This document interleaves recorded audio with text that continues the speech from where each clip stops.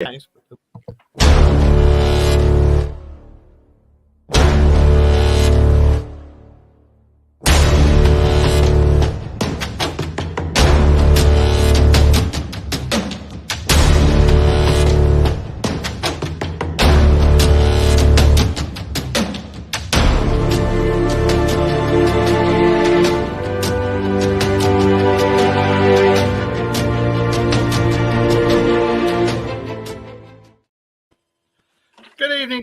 evening. Hello, everybody. Sorry, I've been running around like a blue ass fly.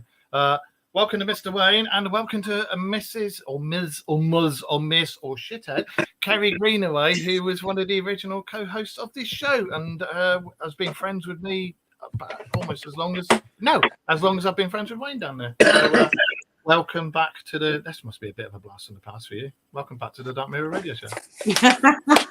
It feels weird not doing the intro myself. Yeah, it does really. Oh God, yeah, such a lot's happened. I kept saying I was going to get you on the show, and I didn't. But yeah, I think it'd be nice to have you back on now and again, see what you think about. Oh, first things first, what have you been doing with yourself? Keep it clean. Actually, no, it's after 9. You can swear. I literally have just been concentrating on Spirit and Soul Island, like the crystal business, and I opened up a teaching zone, the academy, and I'm concentrating. I'm building a website at the moment, so I'm doing a lot of bones work in regards to getting it running as a business now, rather than just like a hobby. So yes, I've been doing that really quite a long time now. Step back from the paranormal for a bit. I think sometimes you need to. And I'm literally just starting to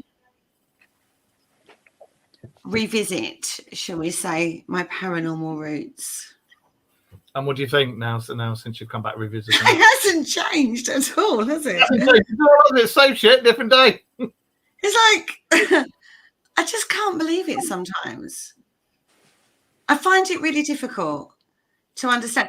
Right, I understand it's okay to be skeptical. And I understand that there's a level Are we talking about recent events? No, I'm not. I'm talking in general. Because I see it as a general thing. I don't see it as one person. At the moment, it's focused on one person. But I've come across this time and time again through my journey through the paranormal. And that's, yes, it's okay to be skeptical and express those views. That's knowledge, that's learning, that's information. Yeah. And at the end of the day, what we're doing is trying to kind of like prove if there's life after life, right? So you have to be able to be critical thinking and discount if there's an alternative possibility. I think to be a paranormal investigator, it doesn't matter which bit of the paranormal you're in, like, with myself, UFOs, cryptozoology, and this, that, and the other. You have to have that bit that's ready to go, well, no, that's crap. And you have to be able to disprove. And I've always found, and I've always said to you, like, disprove away whatever's left. That's got to be what's going on. The thing is, like, when you look at cases or when you talk to people, and I've been really blessed over the years podcasting and investigating, that I've investigated with a lot of people and I've talked to a lot of people. And there is a very distinct balance between personal experience, spiritual belief practice, your belief systems, the psychology of things that are going on at the time, and the right to be skeptical as well. Yeah. So I do think that we, and I've said this for an awful long time. I think I was saying this back in the Parasearch days. There needs to be a way to bridge that gap. And the only way to do that is by effective communication and to stop this he said, she said, you're right, I'm wrong, blah, blah, blah. Be open to learning. And I think there's a huge learning curve, isn't there, in the paranormal? Think about when you first started in the paranormal. I know. We've known each other for years. She hasn't fucking stopped, has she? Carry on.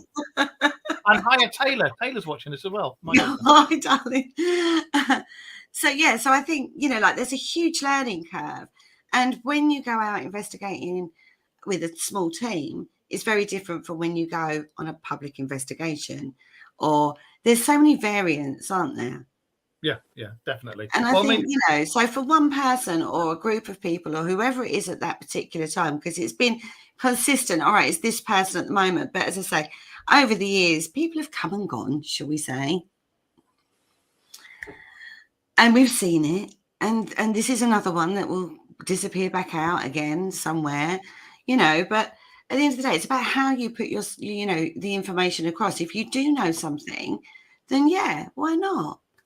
Yeah. Why not discuss it? But discuss it in effective communication rather than you're stupid, I don't agree with you. No, totally. You know, educate. Well, I wish the back of a chair can see swinging about. I thought there was a cat or something. What do you make of that, Wayne?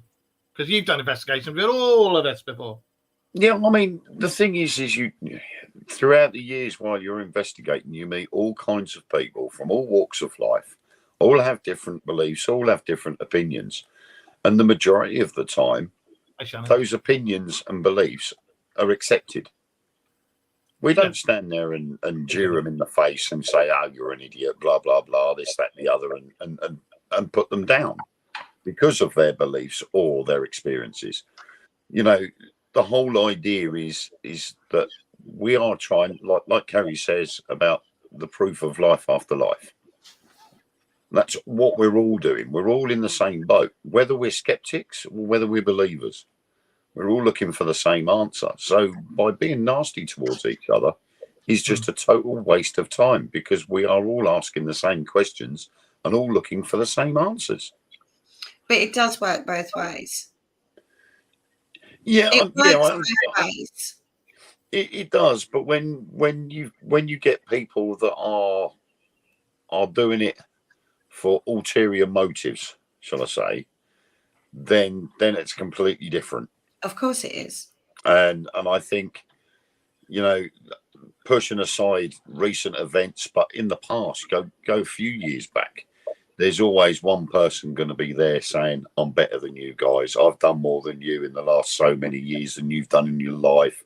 And we're just like, no, it's not about that. You've just been in the right place at the right time.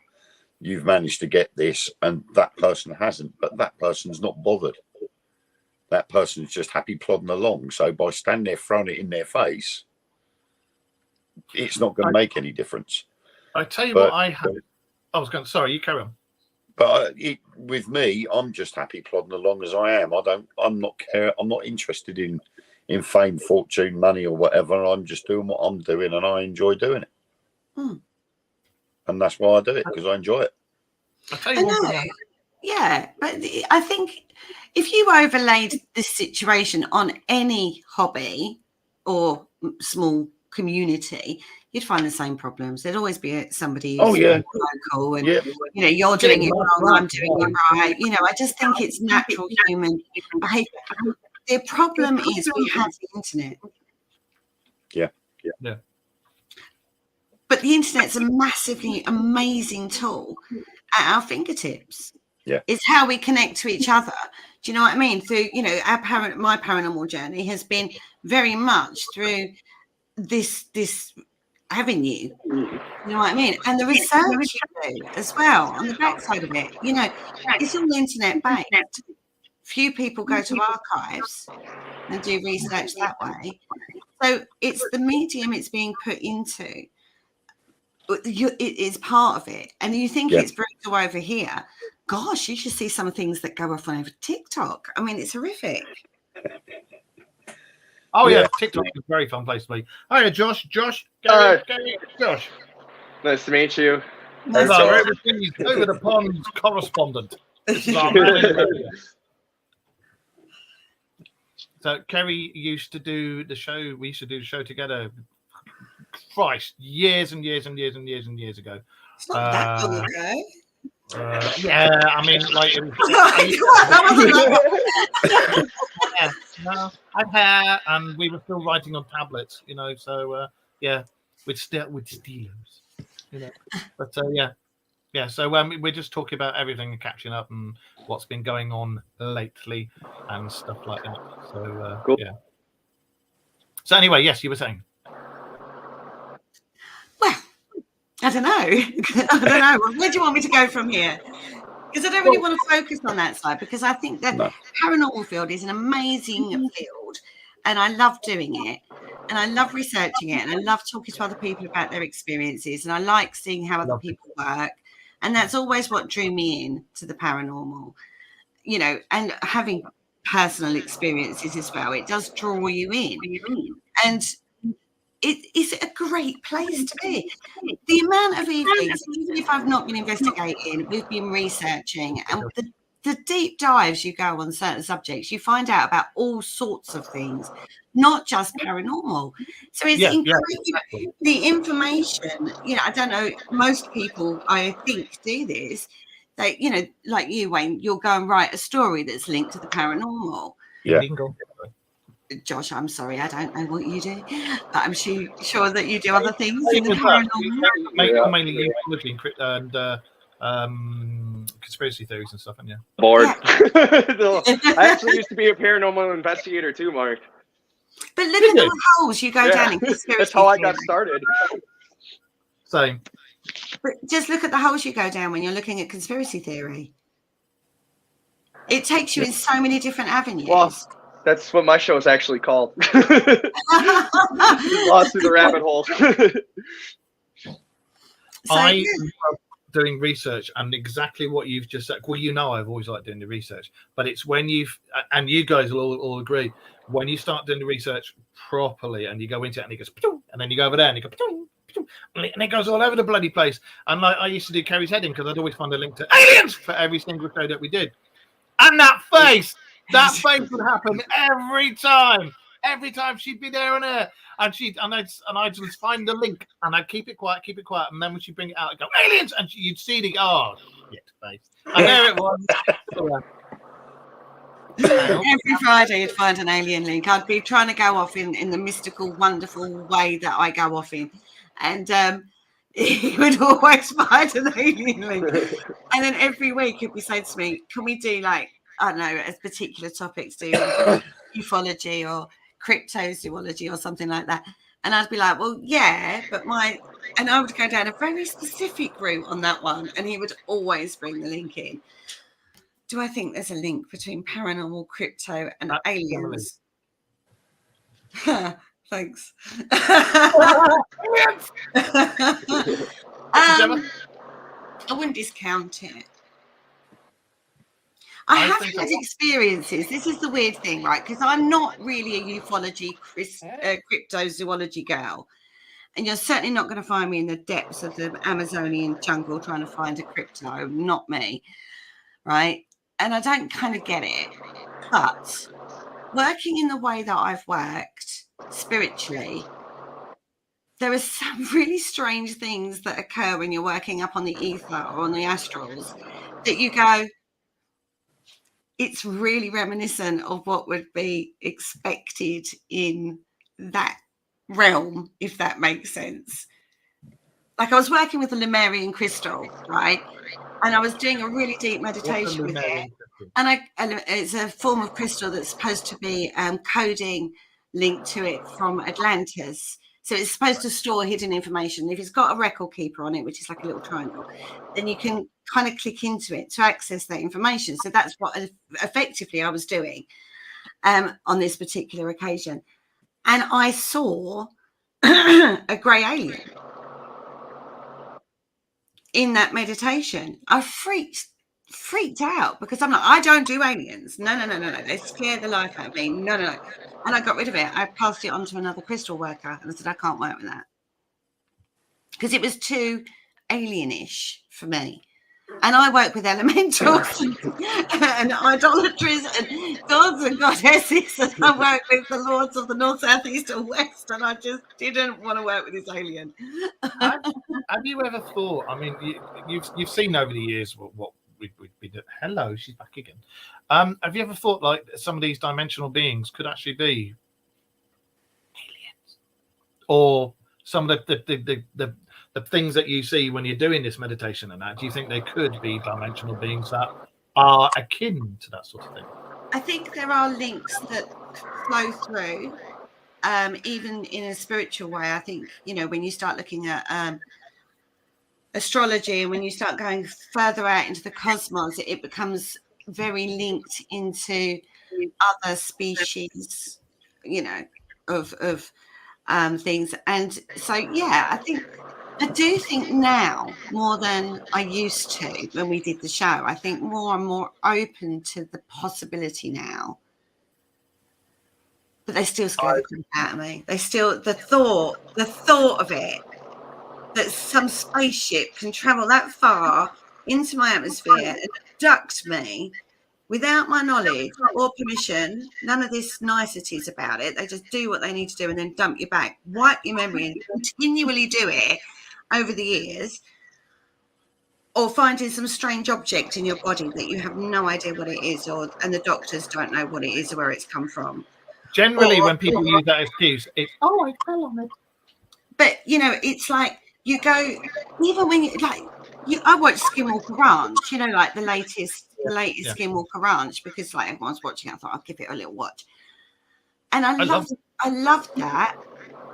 And they still experience things they didn't expect to experience, even though they were trying to explain that. And I just thought that was amazing. I just thought that was a really good way of looking at it. Have you two got any questions or anything you want to say? Because I'm, you know, it's open to everybody. I'm just like sat back here thinking, oh, you've changed. You've changed so much. Maybe I've just opened a new doorway. You never really used to be open to it, did you? You were always like, no, aliens, scare me. No, I think, and this actually leads me back, right? I wanted to talk about this because when we work, in whatever way we work, whatever way we research it, a lot of it's joining dots, isn't it? Sorry. That's your friend. That's Emily. I'm going to kill her later, don't worry. I'm going to kill her later. She's in the dark mirror Friday night show, like, she's stepped back in time. Right, so when you research something, you're following leads, and you kind of sometimes make the mistake of joining dots where there are no dots. And we forget how it would actually play out. How effective would it be? So when I hear about conspiracy theories or aliens, sometimes it just doesn't add up to me how that could actually play out in the physical, you know, like like when you think, like, they talk about secret meetings with the government in America and, you know, in the Ronald Reagan years and stuff like that, or even down to the moon landing. Yes, I think we landed on the moon, but I also think we had a backup plan. Do you see what I mean? And that overlays, and that's where it gets murky, because it's not one and it's not the other. There's a lot of grey in there. And I think sometimes on whatever level you work, there is a lot we don't know. So we jump to assumptions sometimes. You're cool, Gemma, don't worry. It's all right. I just saw this message because I keep an eye on all the messages as well. They say, we no longer closest friends in Milky Way. Yes, of course we are, you silly bugger. Well, who is it? Because he's just come up as Facebook user. Right?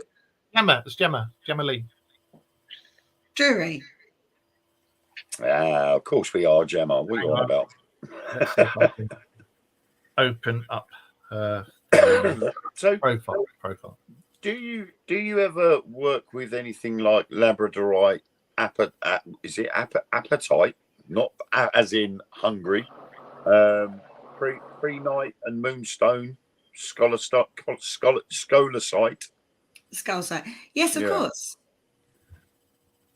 I work with many different crystals. Yeah, because I had read somewhere that those crystals combined can allow you to have extraterrestrial communication. Well, I haven't tried it. I have worked. Not that I'm saying try it, but you know, well, I could. I was reading the other day, because I have all of those crystals. Yeah. I've had quite, you know, experiences with crystals. Obviously, you know, I get them on a regular basis with crystals, but I've not had any apart from that one Lemurian. I've never had. Yeah. Or tried to. I'm not being funny. Would you want to? Connect to the spirit realm, yes. Connect to deliberately connect to an alien, maybe. I mean, you answered the question anyway. The second question I was going to flip with that was that would you ever want to try and use those stones in combination to try and communicate with something from further afield as such? No. Having said that, though, so go back to the Mothman prophecies, look at how much, going back actually to the question, look how much paranormal activity and ufology that was going on, and all the synchronicities and the coincidences that were happening around that time. Yeah, he'll tell you all about that as well.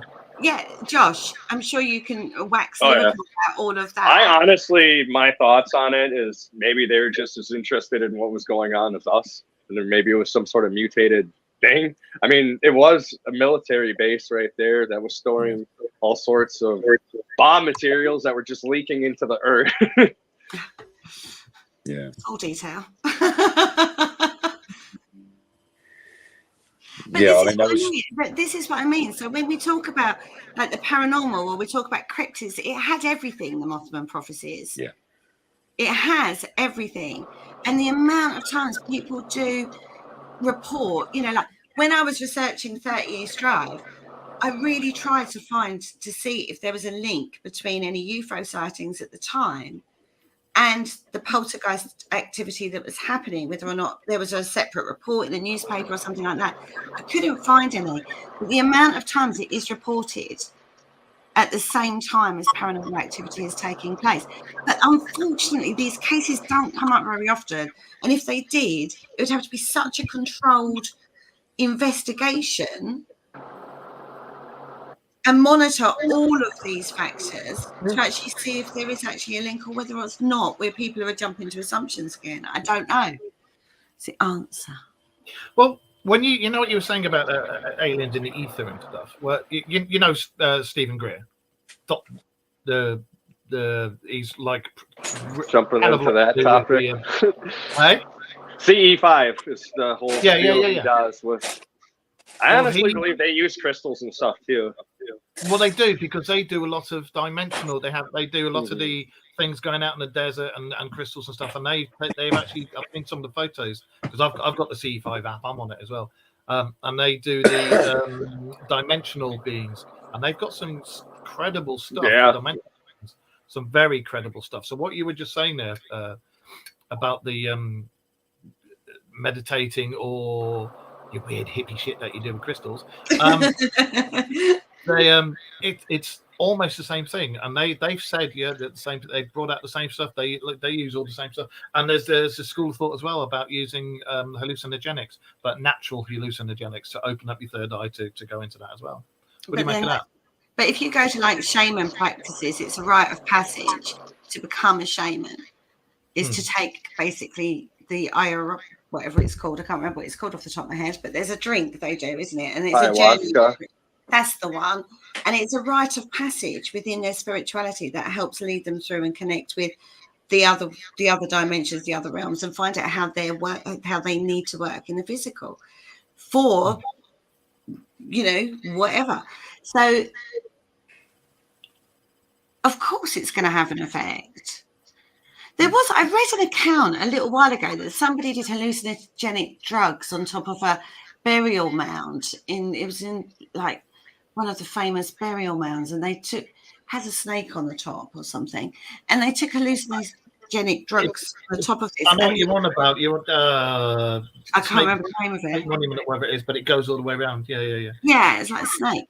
And they did that, and they had some amazing experiences. And they wrote it all down. And the correlation between two people whose accounts that they wrote down of the experience they had was very, very similar.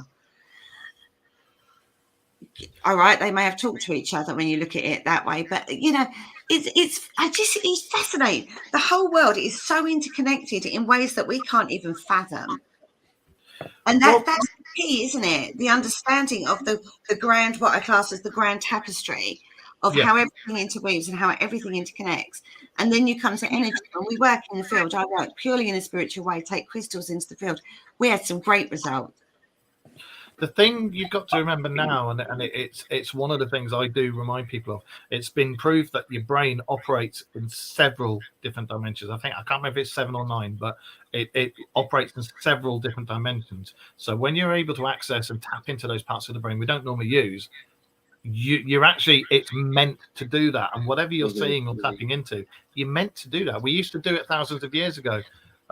It was only when our DNA got altered that all those little things got shut off, and we're now starting to open them up again.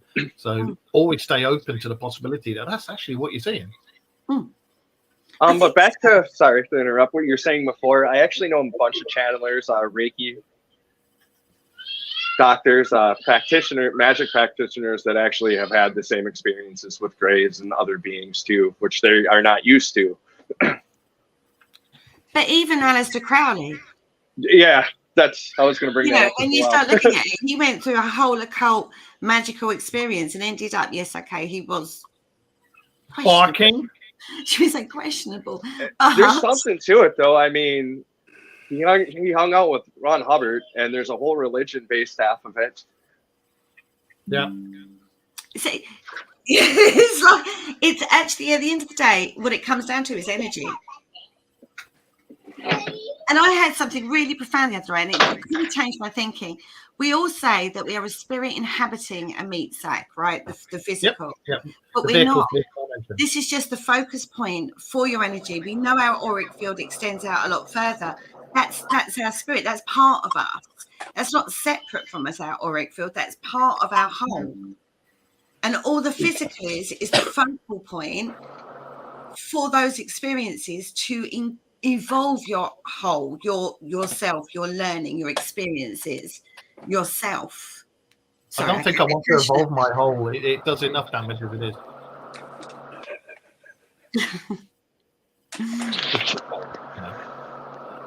But yeah. So anybody out there in the chat room, because you've got the Crystal Lady on there now, so just give us some shtick, give us some questions. Come on, we know you want to. We know you want to. We used to do investigation. I can remember doing an investigation at, was it Coalhouse Fort, where I hid behind the wall and walked out with a load of stuff and went, "Hello, Kerry," really loudly, and he went, "Ah!" I did not. Yes, He tried to make me scream. No, I didn't. He tried to make me scream on every investigation, and he never managed it. I got some for you, Kerry. When you used to do, or do you still do investigations? Do you carry anything with you for protection? I always used to carry Moonstone with me. Yes, I do obviously go investigating, and yes, I do a protection, and I have many crystals. My kit is a crystal kit. So I would actually recommend Crazy Lady because you want it. Who the hell is that? Sorry. Picking up. Is that your kid? That's what he takes with him for protection. I'd like to use Crazy Lace Agate because it allows you, it puts you in a protective space and it helps bolster you, but it helps keep you open. A lot of people use a lot of dark crystals like black tourmaline or black obsidian and stuff like that, and it grounds you too much. It closes your auric field down too much. And at the end of the day, so we're going into an investigation, we want experience, right? Why would you want to shut that off? And if you use other crystals in the field and you don't allow spirit to take your own energy, they can't. Have a look at this. Let's just come up in the chat room. See what you make of that. See if you can answer it.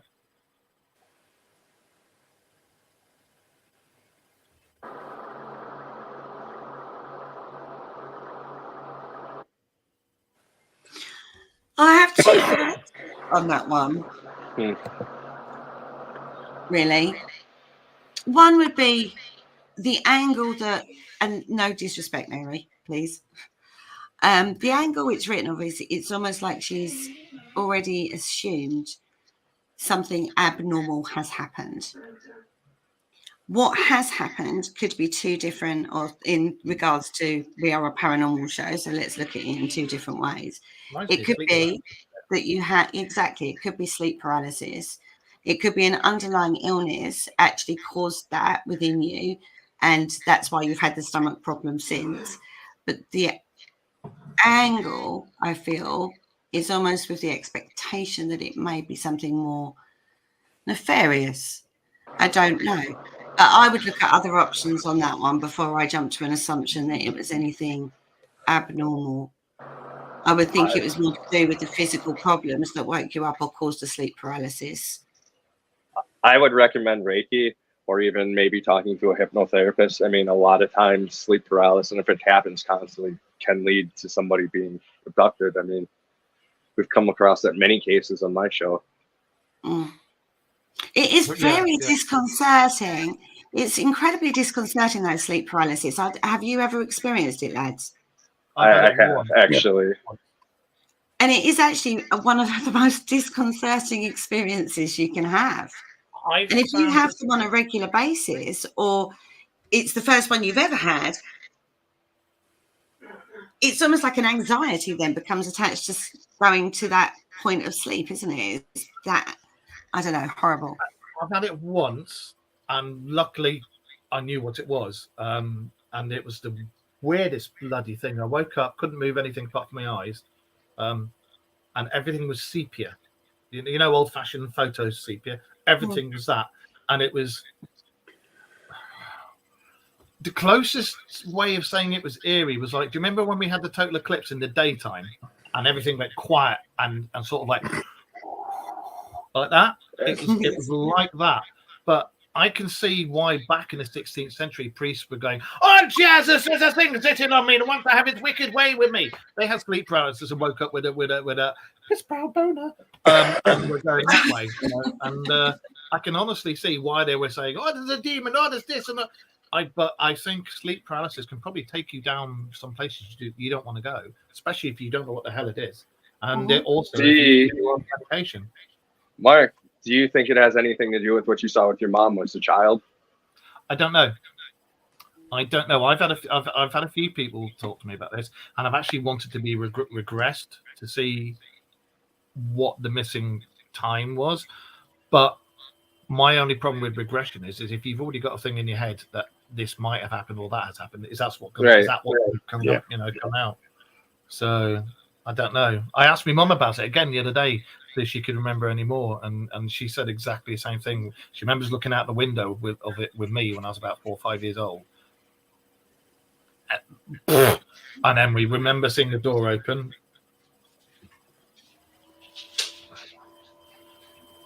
and then the door was closed, and then it was gone. But there was like 3 or 4 hours had gone, or whatever the hell it was. It was something stupid, but none of us couldn't tell you what the fuck happened.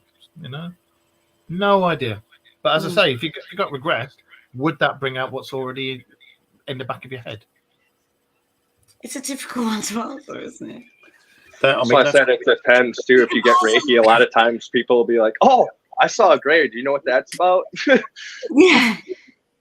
It's weird. It is weird how it interlinks. But I think psychology does have an awful lot to do with things. And I think the just sometimes a self-honesty. Like you go out on an investigation or a Skywatch or whatever like that, and then something happens and your adrenaline peaks straight away. And that causes so many physiological things and that fires off so many little neurons going on in your brain. And you're in usually a dark, cold place. So physiologically, you're reacting to that anyway. And we know there's all that goes on.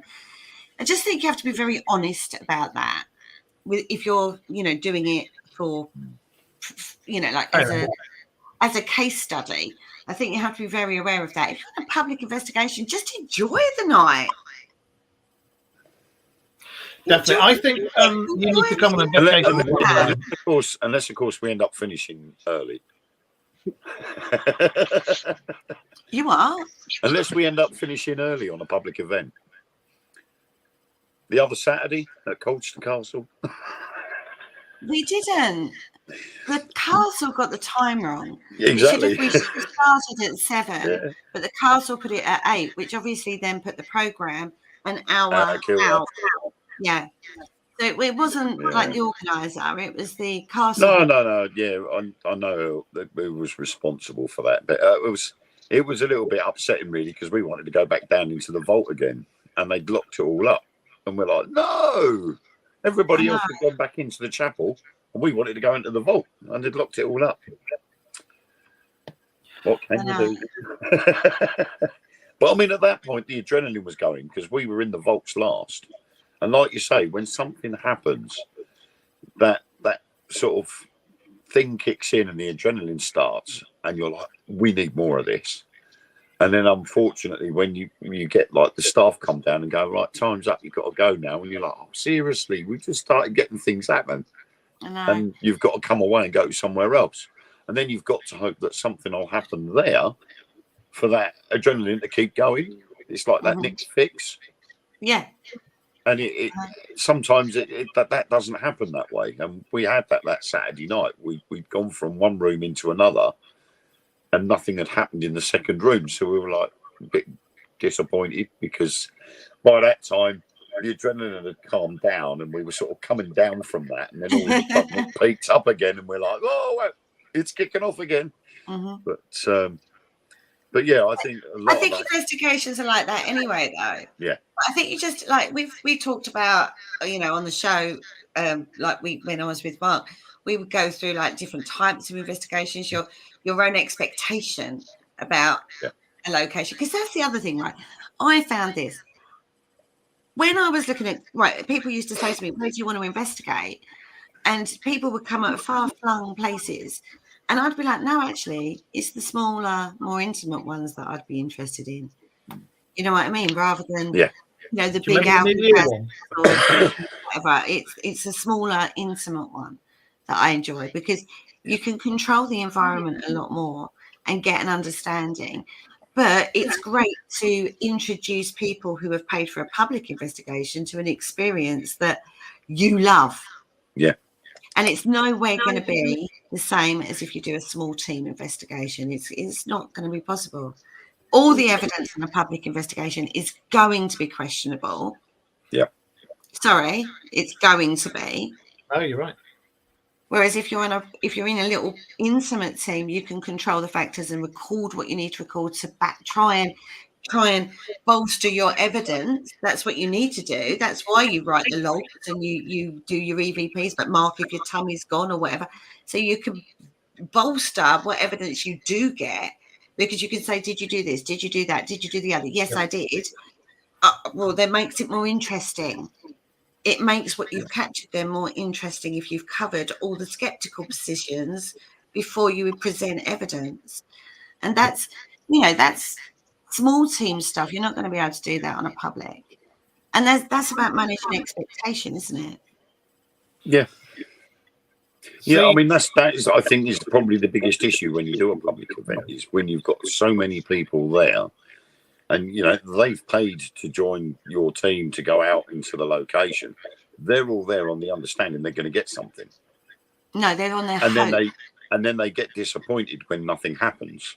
No, because I've never seen any investigation advertised as you are guaranteed to see a ghost. Oh, no. What I mean is the people arrive, they've already, it's like the power of suggestion. The thought is put in their head. They're going to a haunted location and they're excited to see a ghost. So and then they get in there and then they're putting their teams, they go off out into the area and nothing happens. And then all of a sudden they'll come back after the break and they go, well, nothing happened in there. I was a bit disappointed for that. So there's two factors there, though. There's psychological priming because they're going to a haunted location and they've booked, booked up for a paranormal event. So you've got a bit of psychological priming going on, but then you've also got expectation. So where does expectation comes from? Most people I know would go in hoping to have an experience, but not expect to see one. Yeah, I mean, I've always said to people, don't expect it because they're not performing seals. It's not going to happen. Sometimes you can come here and all hell will break loose. Other times, nothing will happen. And every public that I've been onto, that has always been stated. Yeah. Always been stated. Now, if they've come, if a person who's booked has literally come off the sofa from watching all the television programs, then yes, their expectation is something's going to happen every 5 minutes, right? But you get that with a lot of public events. You get that. Yeah. You know yourself, you've been on plenty of investigations where the only thing you'll catch is a cold. Oh God, yeah. The bone cold as well. It's not even like Oh God, yeah. just a little bit cold. It is like literally you could have millions of layers on 20 thermals and still be bone cold.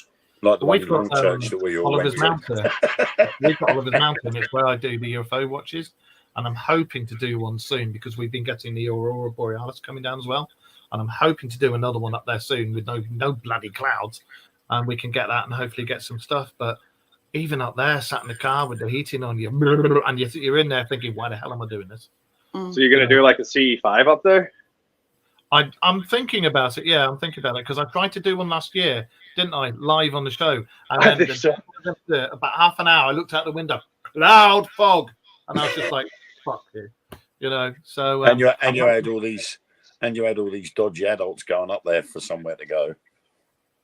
Oh no, that's the other car park. There's two places where I was going to do it, and then I found out that the second car park, which is on part of the Wolds Triangle, where all the dogmen sightings and this, that, and the other have been going down over the centuries. Turns out this car park by Staxton Wold RAF base is actually a dogging car park. Do you remember when we went to Cash's Well? Do you remember when we went to Cash's Well? We pulled up in that fucking car park, and there was that sweaty fat bloke hanging out of a Peugeot 207 going, "Huh," because he saw us turn up in the car, and they were doggers waiting for other doggers to turn up, and we were just like, "Oh God, no!" Do you remember that? Do you remember Hockley Woods? Like that. Do you not remember Hockley Woods? Hey? Do you not remember Hockley Woods?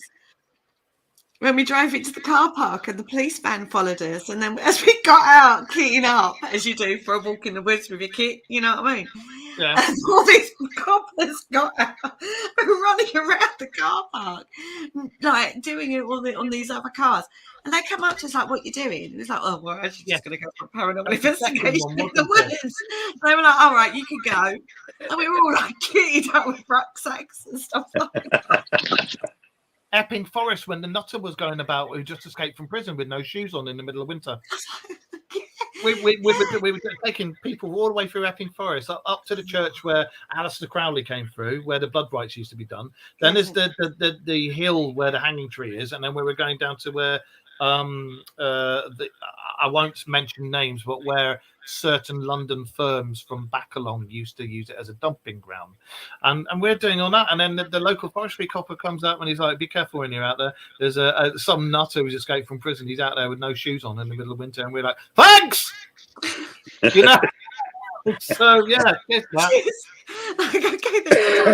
Time to go.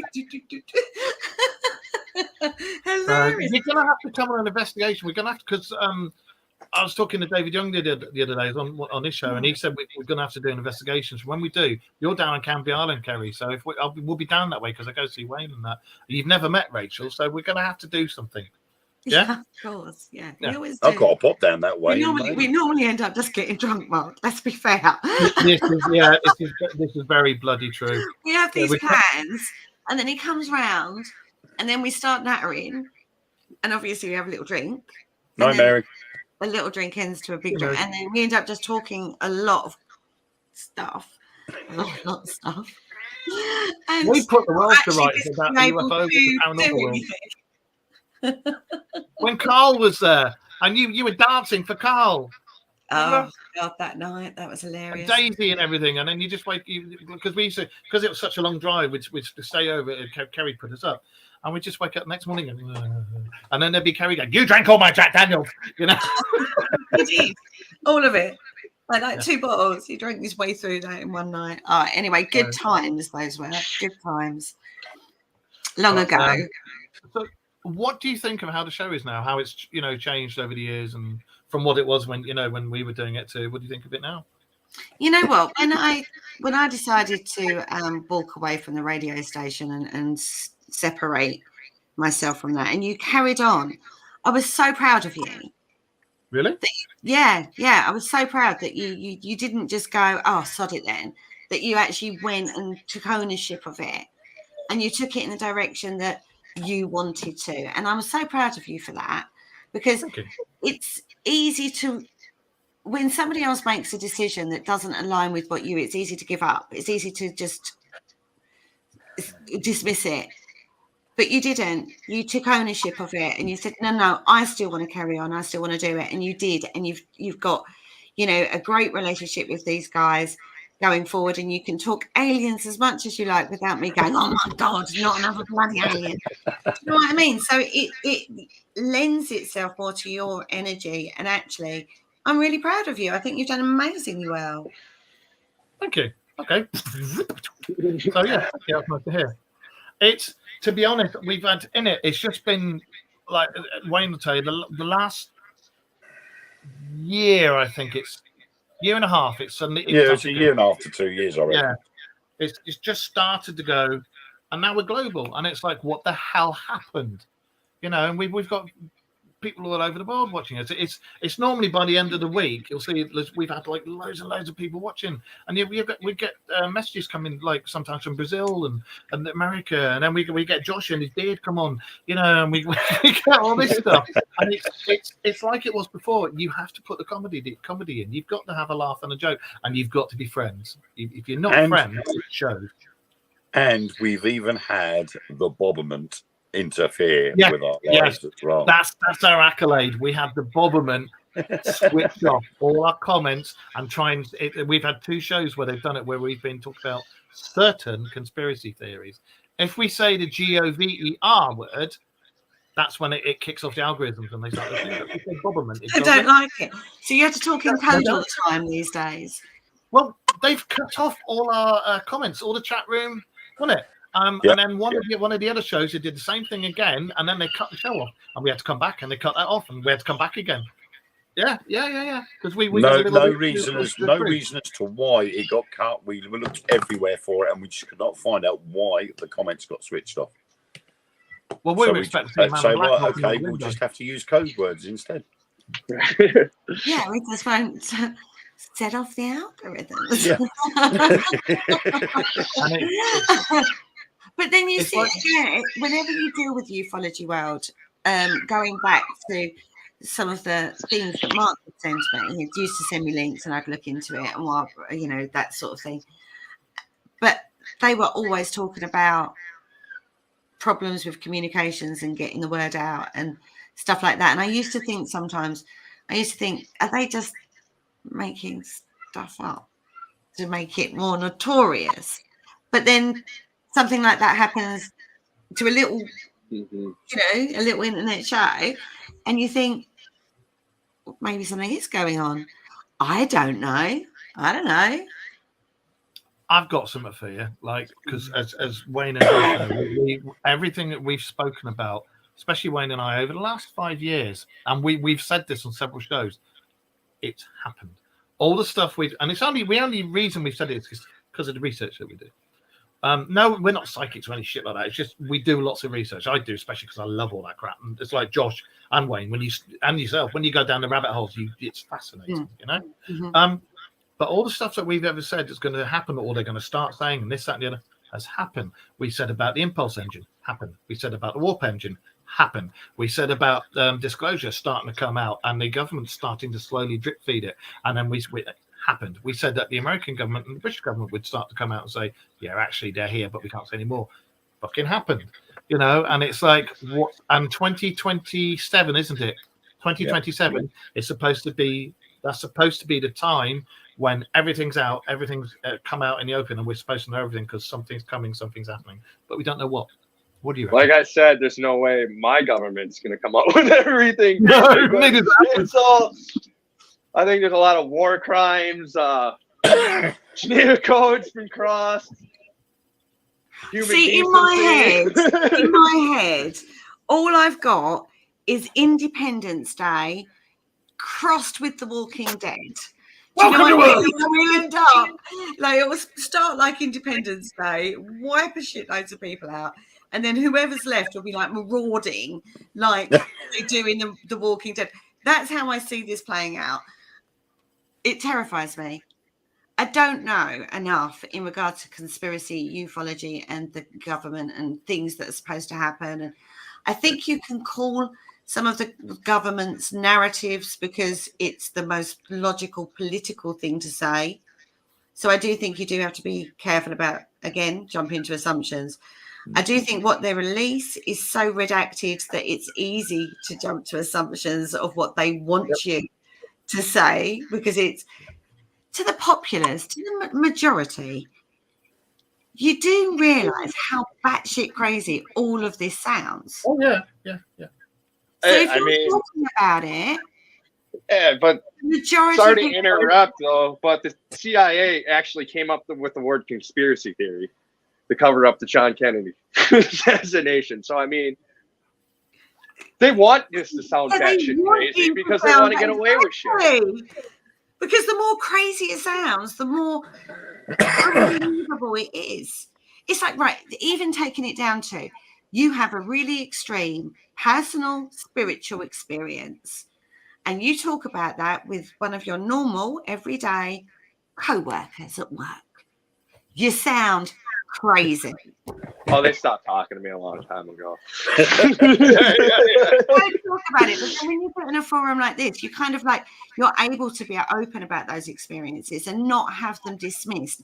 Yes, we will look at alternative possibilities to the one that we can't jump assumptions to, but we still go, okay, so that's a really interesting thing. It's an experience you've had. There could be several possibilities, but we would need more information to be able to judge which direction it goes in. And I think the problem is we've got so many, particularly with conspiracy theories, you can always find There you go. argument. Oh, What are you doing, Helen? You farted. So I just Has he farted? You No. farted again, didn't you? no. Swear to God, I'm innocent this time. Last show Ellen- we did, he farted and she nearly vomited. No. Ellen picked up a coffee cup, which was She did, practically she full, did and she exactly that. Fucked up going, no, she necked the whole cup of coffee, and all I could hear was her going, boom, boom, boom, boom. I'm like, what? I've looked at my cup, probably halfway down mine. Oh, bless her. I'm Took sorry, Nancy Kerry. right there. Anyway, carry on before we were rudely interrupted. I think I made my point. I just find it difficult to marry all of the information because there's so much missing. And so to what's coming, who knows? Yeah, Is I there mean- full disclosure? I think as long as I've been in this field, there's been talk of full disclosure coming in the next 2 or 3 years, and it still hasn't happened. Yeah, I mean the American government has released some documentation, but unfortunately, like we say, it's been heavily Redacted. It's been blacked out. There's only been certain bits of information they want to give you. But I think one of the best parts is that although the American government has been redacting stuff, people like the French government, the Danish government, and now the Chinese government have And been Italians. releasing information, and now the Italians, they've been releasing information that hasn't been redacted. So eventually we're going to get to a stage where other governments are going to have no choice. And that will include the American government. We have some gems too, but they like the CIA likes putting it on their website on a PDF file, like the whole sleep soldier program, the psychic warfare, the finding targets. I got one for you. Because we'll have to wrap it up soon. But we all know that there is actually a Space Force out there. It's been proved there is a Space Force out there. That we've had the ships for a while. However, what do you make of these people that come out and say that they were these super soldiers? They were trained, they were sent to different planets to go and help in wars, and then they were brought back, had their minds wiped, and then sent back in time 20 years before it happened, so they forgot all about it, and then all of a sudden they just started remembering stuff when they went to the toilet and had a poop, and it just kicked things off. No. I don't know. I mean, I have actually interviewed a couple, and some of the stuff they say is pretty terrifying, and it makes sense. And I don't want to judge every book by its cover, but I mean, a lot of the stuff they say does kind of correlate. I actually have one coming on very soon. It's highly psychic. I think some have got a credence of credibility to them, but then there's some.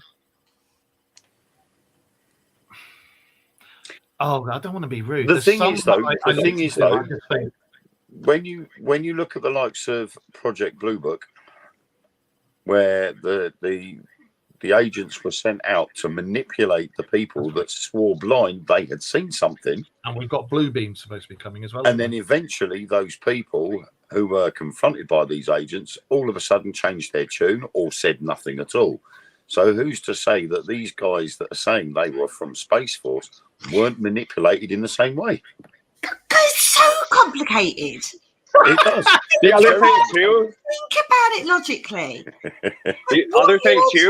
talking about would take so much.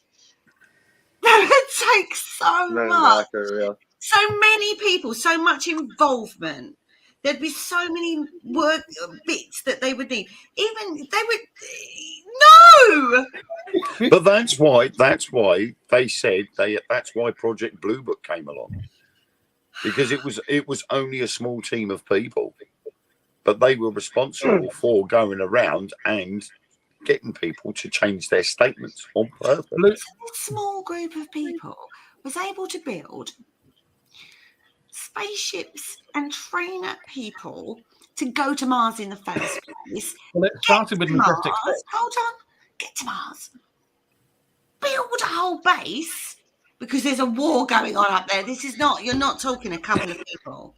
You're talking about an extended amount of people. Yeah, So no, you're not but what I'm talking saying, one no, or I mean, they have their saying- whole things too, where they all meet up every year, and it's pretty big.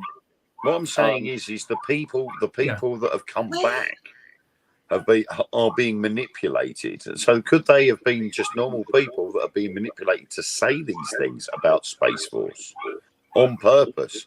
Because we've been saying for years now that the governments of the world have been drip feeding us things to try and get us into that way of thinking. Could that just be another drip I don't know. I honestly don't know. When you're talking about Space Force, are you also referring to the Secret Soldier program? Because that's what I'm referring to. That's what I'm that's referring what I to. thought we were talking to. It was the secret, the Mars. Another thing to bring up that's completely off topic, though, is recently there was a UFC fighter from Cuba who nobody could knock out. And it turns out that the military did something to him as a child. And they found records of this. He has never been knocked unconscious. Dudes have broken their fists with gloves on hitting him. And I don't know, it makes me believe a lot more. And density is completely different. A lot of steroids. No, it wasn't. It's in his head. It's in his skull. Yeah. Right. It's a bit like Wolverine, that sort of thing. Yeah. But then I go back to something like if you went back in time, not literally, but if you went back, they would do bare knuckle fighting. They still have that, actually. Right. And But they I'm used to going fight like back that. before they had protections and stuff like that and the health and safety, like underground stuff. You'd have people that you could never knock out. They'd be notorious for it. What I know what Josh is on about. Dana White, the owner of Well, UFC, looked into this, and they found records leading back to Fidel Castro and this child. There's actually military documents of him being experimented on before he was brought into America. To be we fair, know a I lot don't of know that the went case- on. I don't know about the case that you're talking Yeah. about. I've not come across that one in my travels. But all I can I don't know because I haven't researched that.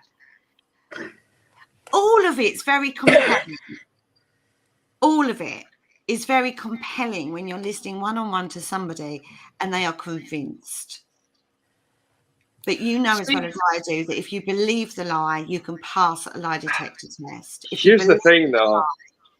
Every one of them I've interviewed has carried some sort of really deep sadness and just been really distraught about the experience. And it's not like they're like, I want to get famous. It's more like, I want to be heard so I don't feel I'm fucking crazy.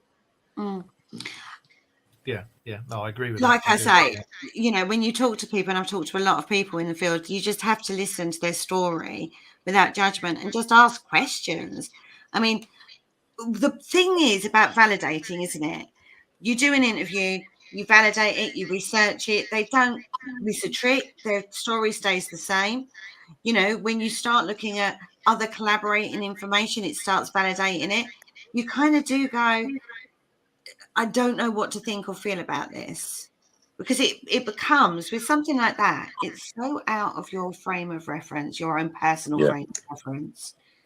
And because it's not happened to you personally, all you can do is listen without judgment, try to find validating information, and just allow somebody to have that space. Yeah. I mean, I think there is a Space Force out there, but I don't think there's been this massive battle in space. You know, I just think there are a lot of people ready to go up into space if need be in that scenario. But I don't think there's been this big battle in space because there's too many people watching. There's too many people out there with telescopes and being able to look out into the skies and into space at night. You'd be able to see these things taking place, especially if your telescope's powerful enough. That would be hilarious. What if they're not taking place in our galaxy? Or they've decided, as part of this war, because each war, you know, like even when we had wars, we had certain things we weren't going to do to each other. Maybe it's all on the dark side of the moon, so that's why we don't see it, because they're hiding it. I don't know. It's also weird, though. I do find the whole thing very strange. There's also, can you shut up? There's also you know, the Nazca lines, because I think come back on another show, Kerry. We'll bring you back on again and we'll continue talking about all this. If you want to come back on again. There is the Nazca lines you've heard of, yeah? Mm-hmm. Yeah. Like, what the hell is that? In the Nazca lines is supposedly underground bases that are thousands of years old and have got technology in there from the people before us, the precursors. And this is stuff that I've again researched, and this technology that's down there has got, like, allegedly there's supposed to be this wormhole technology you go through and you end up on these bases, on these other places where these things are supposed to have happened. Now, ordinarily I'd have thought, nah, what are you on about? But when I've read that, watched it, seen the interviews, and then it's corroborated other people who are bugger all to do with anything of this, it's that I go, oh, there's got to be something there. Like the super soldier. Some of them I think, nah, mate. But some of them do come across as credible, and they've never been, from the ones that I've read and, you know, looked into, some of them have never had anything to do with each other. They don't know anything about each other, yet their stuff and some of their timelines cross, and it makes it interesting. Mm-hmm. Thing is, though, super soldiers is nothing new, because the Nazi Party did experiment during World War II. Have you played Wolfenstein? The average soldier. I mean, even just look at what they did. I mean, mixing astrology, cultism. They literally were in every aspect of paranormal. I mean, they were, who knows? I mean, and then we had Operation Paperclip. We were like, you guys seem to be onto something. Maybe, you know, come over here. Well, you had the likes of Dr. Mengele, who experimented on twins. You had, I can't remember his name now, but there was another German doctor who was doing experiments on altitude tests. And he was saying He was putting prisoners into chambers to replicate what the temperature would be and the pressure would be at 15 and 20,000 feet up, to see whether the human body could withstand those sort of conditions. So we know that human experimentation had been going back quite a long way, and who's to say that some of those doctors, we know a lot of German Nazi officials ended up in South America. So who's to say that the experiments didn't carry on? So right, I think we end that there, because it is time, gentlemen and ladies. Would you like to come back on again, Kerry? Of course. Always interesting talking to you. We will continue this again. Tell me which angles you're going down. At least I can have a look at the cases you're talking about, because a couple of these I'm sitting thinking, what? I've not really looked into that. Well, the thing with the show is we don't have, like before with you guys, you used to have a set thing. We don't, and we found it's the best format. We don't. We just talk about everything. We do start off with the subject. We do actually start off with the subject, but you can guarantee after 5-10 minutes we've gone completely off the subject, and then eventually we come back to it. So it goes full circle, but it's a bit of a wobbly circle. It just goes all over the shop. Well, yeah, if you'll have me back, I'd love to come. Yeah, no problem. Josh, thank you for joining us. Kerry, lovely to see you again. Come back again. Wayne, as per usual, I will talk to you later anyway, mate. Everybody in the chat room and on all these different flipping formats that we go out on. We're now on Twitter, Instagram, everything. So everybody's been watching us live. The Things Network, the Spooky Network, everything. Thank you ever so much for joining us. Oh, and YouTube as well. And we will see you again next Monday. We will have another guest on next Monday. Not going to say who, but we are doing a pre-record this week with him. So, are you free on Thursday, Josh? Oh, absolutely. What time? We'll All figure right, that out off a camera. Yeah. Being over the pond. We'll sort that out. But yeah, so we got to do that, and we'll have another guest, and we're going to try and start to have a few more guests on this year, and hopefully going to do a few more UFO watches. Josh, if you want to do anything like that across your side of the pond, set it up, and we can do the show and everything with you on your side. Same with Wayne and everybody else. So we've got things, and we've got things in the pipeline for the Dark Mirror as well. We even have a website now, so I need to go on there and update it. But yeah, so thank you for joining us, everybody in chat room, everywhere else. We will be back next Monday at 9:30 as per usual. Remember, if you got any questions, send them to any of us on Facebook Messenger or the Dark Mirror radio show at yahoo.com. Email us there or go to the Dark Mirror show.co.uk. We're on there. There's a link that goes straight to our WhatsApps as well. So you can always send us a message. So until then, we will see you next week. Thank you for joining us again, Kerry. And you never know, next time Kerry comes back on, she might have taken a breath and stopped talking. So until then, we will see you all later. Oh, yeah, and aliens! See you later, guys. Bye-bye, everybody. Bye. Bye. Bye.